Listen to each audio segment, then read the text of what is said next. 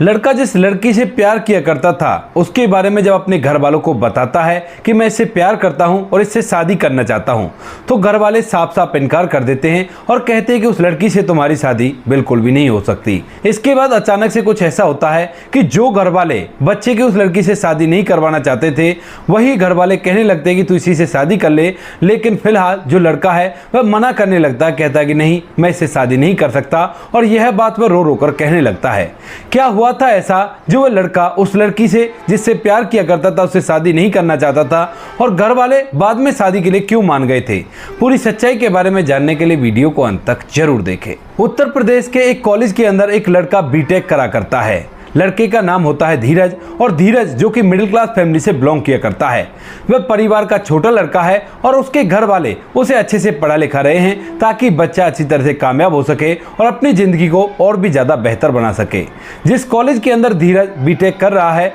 उसी कॉलेज के अंदर एक सुनीता नाम की लड़की भी पढ़ा करती है। सुनीता जो देखने में काफ़ी ज़्यादा खूबसूरत है, और जैसे धीरज सुनीता को देखता है तो देखते उसे पसंद कर लेता है, और उसके बाद उन दोनों का प्यार और आगे बढ़ने लगता है। स्टार्टिंग में वो दोनों एक दूसरे को देखते हैं और देखने के बाद धीरे धीरे बातें होने लगती है, और बातों के दौरान एक दिन जो धीरज होता है वह अपने प्यार का इजहार सुनीता से कर देता है, और यहाँ पर सुनीता भी उससे अपने प्यार का इजहार कर देती है। अब जो सुनीता होती है वह भी मिडिल क्लास होती है, और यहाँ पर दोनों के परिवार बराबर के ही थे, और इसीलिए वो लोग उन दोनों बच्चों को पढ़ा लिखा रहे थे। धीरे धीरे समय बीतता है, और समय के साथ साथ सुनीता और धीरज एक दूसरे के साथ जीने मरने की कस्में खाते हैं, वादे करते हैं, और दोनों एक साथ बड़े खुश प्रतीत हो रहे थे। लेकिन यहाँ पर जब सुनीता शादी की बात करने के लिए कहती है घर वालों से, तो धीरज कहता है कि पहले हम अपनी पढ़ाई लिखाई को कंप्लीट कर लेते हैं और उसके बाद ही घर वालों से शादी की बात करेंगे। यहाँ पर सुनीता भी इस बात के लिए सहमत हो जाती है, और धीरे धीरे उनकी बीटेक भी कंप्लीट हो जाती है। जैसे उनकी बीटेक कंप्लीट होती है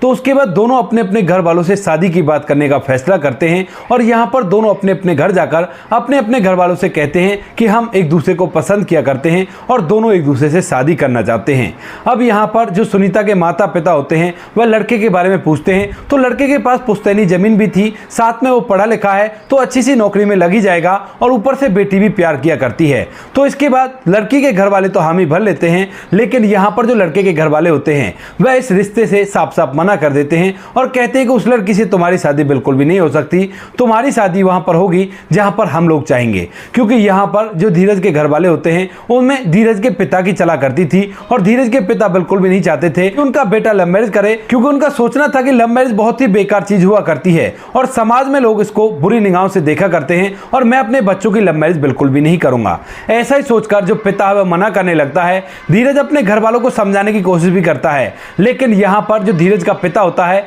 वह साफ साफ मना कर देता है और कहता है कि अगर तुमने ऐसा कुछ करने की कोशिश की तो फिर देख लेना, मैं अपने आप को इस दुनिया से विदा कर लूंगा। अब धीरज अपने पिता से बहुत ज्यादा प्यार किया करता था और इसी वजह से वह पूरी तरह से मजबूर हो जाता है। अब यहां पर जो सुनीता होती है वह चहकते हुए धीरज के पास फोन करती है और उसे बताती है कि मेरे घर वाले शादी के लिए मान गए हैं। लेकिन यहां पर जो धीरज होता है उसको अपनी पूरी सिचुएशन समझ आता है और कहने लगता है कि सुनीता, पिताजी ने ऐसे ऐसे बोल दिया है, अब मैं करूं तो क्या करूं, क्योंकि मैं अपने पिता से भी बहुत ज्यादा प्यार किया करता हूं, और अगर मेरी वजह से उनको कुछ हो गया तो बहुत ही गलत हो जाएगा। अब इस बात को सुनकर जो सुनीता होती है वह एकदम से चुपचाप रह जाती है। उसकी सारी खुशी एकदम से मायूसी में बदल गई थी, और वो कहने लगती है कि धीरज फिर क्या होगा। तो यहां पर धीरज कहने लगता है कि मुझे भी समझ में नहीं आ रहा कि हम लोगों को क्या करना चाहिए, क्योंकि मैं पिताजी से बहुत ज्यादा प्यार किया करता हूं, और अगर मेरी वजह से कुछ हो गया तो बहुत ही गड़बड़ हो जाएगी। इसके बाद धीरज और सुनीता थोड़ी देर तक सोच विचार करते हैं, और सोच विचार करने के बाद जो सुनीता होती है वह अपनी आंखों में आंसू लेकर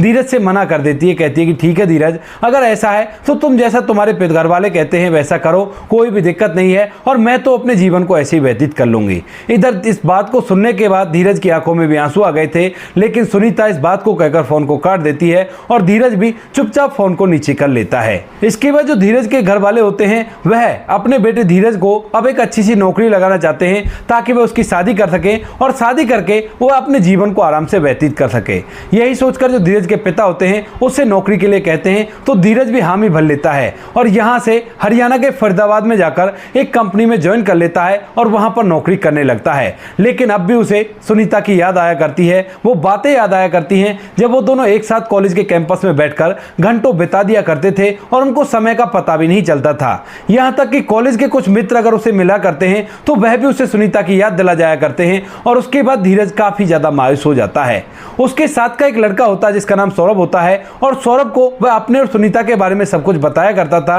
और वहां पर सौरभ उनका काफी ज्यादा अच्छा मित्र था। वह भी उसके साथ यहीं पर काम करने के लिए आ जाता है क्योंकि फरीदाबाद की एक और कंपनी में वह काम किया करता था और इन दोनों की एक जगह मुलाकात हो जाती है। मुलाकात के बाद एक दूसरे से बात करते हैं और बातों के दौरान जब उसे पता चलता है कि सुनीता और धीरज दोनों एक दूसरे से अलग रहा करते हैं तो उसके बाद बिल्कुल भी उसे विश्वास नहीं होता, लेकिन यहाँ पर जो धीरज होता है वह उसे पूरी बात बता देता है और कहता है कि पिताजी ने ऐसा ऐसा कह दिया था। उसे भी इस बात का बड़ा दुख होता है, लेकिन वो भी यहाँ पर क्या कर सकता था क्योंकि धीरज और सुनीता का ये फैसला था कि एक दूसरे से अलग रहना है। इसके बाद धीरे धीरे कुछ समय बीता है और कुछ समय बाद यहाँ पर जो धीरज के पिता होते हैं वह अपने बेटे के लिए इधर उधर लड़की ढूंढने लगते हैं क्योंकि अब बेटा कमाया भी करता है और उसके पास पुश्तैनी जमीन भी काफी अच्छी खासी है और वह शादी के युग भी हो गया है। तो इसी वजह से वह अपने आसपास उसके लिए लड़की ढूंढते हैं और ढूंढने से उन्हें एक लड़की मिल भी जाती है। लड़की का नाम शीतल होता है और शीतल के घर वाले धीरज को देखते ही उसको पसंद कर लेते हैं और यहाँ पर जो धीरज के घर वाले होते हैं यानी कि उसके माता पिता जो होते हैं वह भी शीतल को पसंद कर लेते हैं और दोनों की सगाई हो जाती है। सगाई हो गई थी और शादी की तैयारियों में दोनों परिवार जुट जाते हैं और धीरे धीरे कुछ समय और बीत जाता है। लेकिन तभी एक दिन अचानक से यहाँ पर धीरज जिस कंपनी में काम किया करता था उस कंपनी के अंदर एक बहुत ही भयंकर हादसा हो जाता है। उस हादसे के अंदर धीरज का जो हाथ होता है वह एक मशीन की चपेट में आ जाता है। वह बच तो जाता है लेकिन उसके हाथ की बहुत बुरी कंडीशन हो जाती है और इसी वजह से जो कंपनी वाले होते हैं वह आनंद फानंद में उसे हॉस्पिटल पहुंचाते हैं और यहाँ पर उसके घर वालों को इत्तला की जाती है और उन्हें बताया जाता है कि इस तरह से तुम्हारे बेटे के साथ हादसा हो गया है। अब घर वाले इस बात को देखकर बड़े ही हैरान और परेशान होते हैं और भागे दौड़े हॉस्पिटल पर जाते हैं। वहां जाने के बाद डॉक्टर साहब उसका ऑपरेशन करते हैं और ऑपरेशन करने के बाद धीरज का जो पंजा होता है उसे डॉक्टर साहब को निकालना पड़ता है क्योंकि उसकी कोई उम्मीद नहीं थी कि वह बच पाएगा और यहाँ पर धीरज के पंजे को निकाल दिया जाता है। घर वाले जब अपने बेटे की ऐसी हालत देखते हैं तो एकदम से फूट फूट कर रोने लगते हैं और उन्हें इस बात का बड़ा ही गम होता है, लेकिन फिर भी वे जाकर अपने बेटे की देखरेख करते हैं और वहां पर उसकी देखभाल करने लगते हैं। इधर यह बात उस लड़की शीतल के घर वालों को भी पता चल जाती है जिससे धीरज की सगाई हो रखी है और उसके बाद वो पूरा परिवार भी धीरज को देखने के लिए आता है। यहाँ पर देखने के बाद जैसे शीतल धीरज के हाथ को देखती है तो उसके बाद अपने पिता से मना करने लगती है और कहती है कि पिताजी अब तो इसका हाथ नहीं रहा और मैं इससे शादी बिल्कुल भी नहीं कर सकती और अभी तो हमारी सगाई हुई है तो सगाई टूट सकती है और मैं इसके साथ अपने जीवन को व्यतीत नहीं कर सकती। अब यह बात सुनकर जो लड़की का पिता होता है उसे भी ये बात ठीक लगती है और वह धीरज के पिता से उनसे सगाई रखने से साफ साफ मना कर देता है और कहता है कि देखो जी अब आपके बेटे का हाथ नहीं रहा है तो ये जीवन भर बहुत सारी मुसीबतों का सामना करेगा और मैं अपनी बेटी को जानबूझकर ऐसे गड्ढे में नहीं धकेल सकता जहां पर उसका फ्यूचर पूरी तरह से खराब हो गया हो और इसी वजह से आप अपने बेटे के लिए कोई और लड़की देख लो, हम आपके बेटे से अपनी बेटी की शादी नहीं करा सकते। अब इस बात को सुनकर धीरज के पिता के पैरों तले से जमीन खिसक जाती है और वह कहने लगता है कि समधी जी आप ये क्या बात कह रहे हो, इस तरह से सगाइयां थोड़ी ना टूटा करती हैं। लेकिन यहाँ पर वो लोग कहते हैं कि देखो हम ये बिल्कुल भी नहीं कर सकते और तुम्हें जो करना है वो कर लो, हम तुम्हारे बेटे से अपनी बेटी की शादी नहीं कराएंगे। ऐसा कहकर वह हॉस्पिटल पर ही सगाई तोड़कर वहां से वापस लौट आते हैं और इसके बाद जो धीरज का पिता होता है वह पूरी तरह से मायूस हो जाता है और जैसे ये बात उसके परिवार को पता चलती है तो उन्हें भी ये बात बड़ी बुरी लगती है। लेकिन फिर भी जो धीरज होता है वह अपने पिता को सहारा देता और कहता है कि पिताजी कोई बात नहीं, अगर वो लोग सगाई तोड़ गए तो कोई बड़ी बात नहीं है और कोई लड़की होगी मेरे भाग्य में और उसी से मेरी शादी हो जाएगी, आप लोग चिंता मत लो। क्योंकि धीरज अपने परिवार से बहुत ज्यादा प्यार किया करता था। वह लोग इस बात को कर ही रहे थे, लेकिन तभी वहां पर अचानक से सुनीता आ जाती है क्योंकि सुनीता को भी उसके उस दोस्त ने बता दिया था जिसका नाम सौरभ था, क्योंकि वह सुनीता के कांटेक्ट में भी था और जैसे ही यहाँ पर धीरज के साथ हादसा हुआ है उसके बाद उसने उसे फौरन फोन कर दिया था और सुनीता अपने घर से जैसे भी बहाना लगाकर सीधा धीरज को देखने के लिए यहाँ पर पहुंच जाती है और जैसे वो धीरज की ऐसी हालत देखती है तो एकदम से उसकी आंखों से आंसू छलकने लगते हैं। लेकिन यहाँ पर जैसे कमरे के अंदर वह उसके माता पिता को देखती है तो एकदम से उसके कदम ठहर जाते हैं और वह दूर खड़ी होकर फूट फूट कर रोने लगती है। धीरज भी सुनीता को देखता है और उसकी भी आंखों में आंसू आ गए थे। इधर जो धीरज के घर वाले होते हैं वह भी सुनीता को देख लेते हैं और इसके बाद यहाँ पर जो धीरज के पिता होते हैं वह अपने बेटे की तरफ देखकर उसे पूछने लगते हैं कि बेटा ये कौन है और यहाँ पर क्या कर रही है। तो उसके बाद जो धीरज होता है वो कहने लगता है कि पिताजी ये मेरे साथ कॉलेज में पढ़ा करती है और यहीं पर कहीं होगी, तो इसने सुना तो ये मुझे देखने के लिए आ गई है। तो इसके बाद जो धीरज के घर वाले होते हैं वह सुनीता से कहते हैं कि बेटी देख लो कोई बात नहीं, तुम यहाँ पर बैठ जाओ, हम लोग बाहर जा रहे हैं। ऐसा कहकर धीरज के घर वाले बाहर निकल गए थे और यहाँ पर जो सुनीता होती है वह धीरज के गले लिपटकर फूट फूट कर रोने लगती है और कहती है कि धीरज ये क्या हो गया, हमने कभी सोचा भी नहीं था कि इस तरह से तुम्हारे साथ हो जाएगा। इसके बाद जो धीरज होता है उसे अपनी सिचुएशन बताता है तो उसके बाद सुनीता कहने लगती है कि कोई बात नहीं, जो हो गया उसे भूल जाओ, आगे सब कुछ ठीक हो जाएगा। ऐसा कहकर सुनीता काफी देर तक उसके पास बैठती है, उससे ढेर सारी बातें करती है और यहाँ पर थोड़ी देर में जो धीरज के घर वाले होते हैं वह भी वहां पर आ जाते हैं। लेकिन अब तक सुनीता ने धीरज को साफ साफ बोल दिया था कि जब तक तुम हॉस्पिटल में रहोगे तुम्हारी देखरेख मैं ही करूंगी और ये हक तुम मुझसे मत छीनो, भले ही तुम मुझसे शादी मत करना। इस बात को सुनकर धीरज उसे मना करता है, लेकिन जैसे घर वाले आते हैं तो उसके बाद जो सुनीता होती है वो खुद से धीरज के पिता से बात करने लगती है और उससे कहती है कि अंकल जी,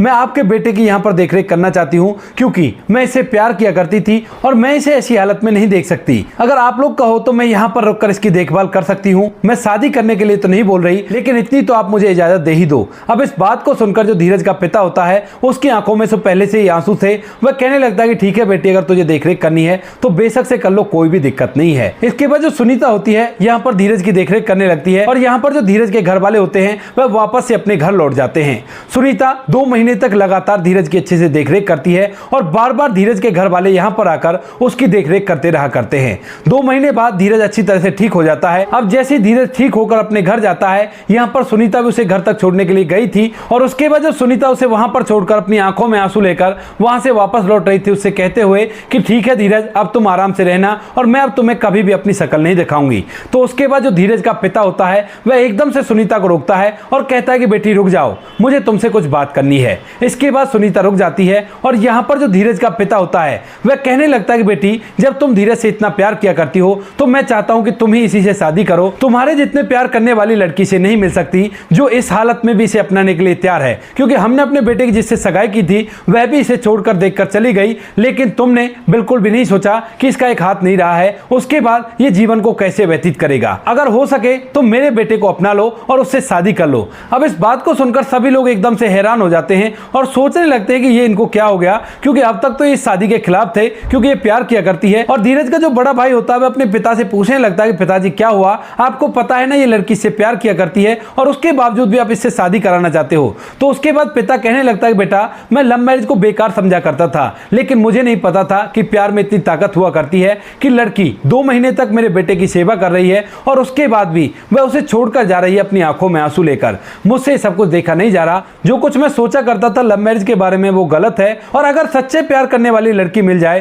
तो उससे अच्छा जीवन साथी कोई हो ही नहीं सकता। इस बात को कहकर जो यहाँ पर धीरज का पिता होता है वह इस शादी के लिए अनुमति दे देता है और इसके बाद जो सुनीता होती है वह भी खुश होकर वहां से सीधा अपने घर जाती है और घर जाकर अपने पिता से कहने लगती है कि पिताजी, मैं उसी लड़के से धीरज से शादी करना चाहती हूँ और इसी के साथ अपने जीवन को व्यतीत करना चाहती हूँ। अब इस बात को सुनकर घर वाले पूरी तरह से हैरान हो जाते हैं, क्योंकि सुनीता ने अपने घर वालों से कहा था कि मैं एक जगह पर कोचिंग करने के लिए जा रही हूँ क्योंकि मेरा एक टेस्ट आ रहा है और मुझे वहीं पर रहना है, और यही कहकर वो 2 महीने तक घर से बाहर थी। लेकिन अचानक से आकर वह धीरज से शादी के लिए क्यों बोल रही है। तो उसके बाद घर वाले पूछने लगते हैं बेटा, ये अचानक से ये सब कुछ कैसे हो गया। तो यहाँ पर जो सुनीता होती है वह अपने घर वालों को बता देती है कि मैंने आप लोगों से झूठ बोला था और मैं तो धीरज को हॉस्पिटल में देखने के लिए गई थी क्योंकि वह एक हादसे का शिकार हो गया था और उसके बाद उसका एक हाथ नहीं रहा। अब इस बात को सुनकर जो सुनीता के घर वाले होते हैं वह एकदम से मना करने लगते हैं, लेकिन तभी जो बेटी होती है वो थोड़ी सी लाडली थी और वो कहने लगती है कि पिताजी, अगर आप मेरी उससे शादी नहीं कराओगे तो मैं जीवन भर किसी से भी शादी नहीं करूंगी